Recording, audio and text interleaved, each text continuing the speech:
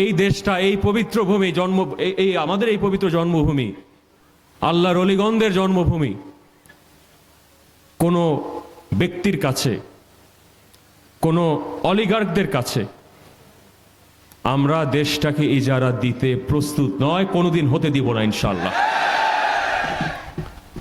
এবং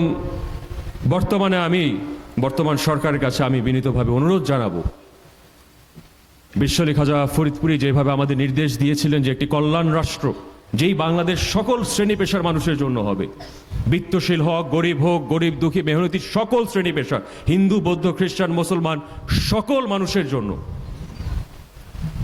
এমন একটি আধুনিক প্রগতিশীল একটি বাংলাদেশ তিনি গড়ার, একটি মেধাতান্ত্রিক একটি সমাজ ব্যবস্থা গড়ে তোলার তিনি আহ্বান জানিয়েছিলেন। তার জন্যই জাকের পার্টির যে প্রতিষ্ঠা।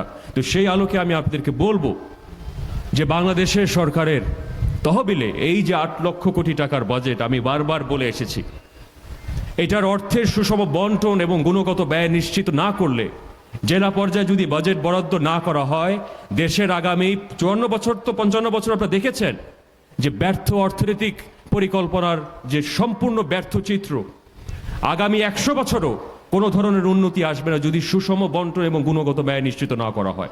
আল্লাহর অলি সকলকে আল্লাহ তাআলা কত ভালোবাসেন, বিশ্ব অলি খাজা ফরিদপুরকে আল্লাহ কত ভালোবাসেন। তাই তিনার প্রতিষ্ঠিত পার্টি, এই পার্টির বিজয় না হওয়া পর্যন্ত শান্তি আসবে না। আর জাকের পার্টির বিজয় হবে, ইসলাম জিন্দা হতা হয় হর কারবালা কি বাদ, অসুর অসুরকে খাবে, তারপর জাকের পার্টির বিজয় হবে। দেশবাসীকে ঐক্যবদ্ধ করার জন্য আমাদের প্রয়াস এবং আমাদের প্রচেষ্টাকে সফল করে দেন এবং সমস্ত মুসলিম উম্মাহকে ঐক্যবদ্ধ করার জন্য আমাদের প্রয়াসকে সফল করে দেন।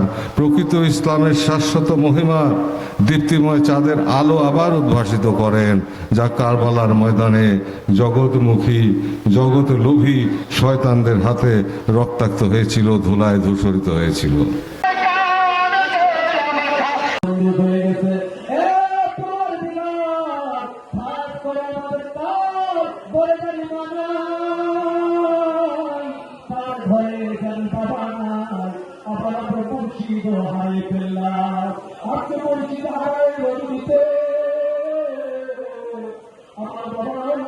সঙ্গে সঙ্গে তোমার বাবা হাত করেছে, আমার বাবা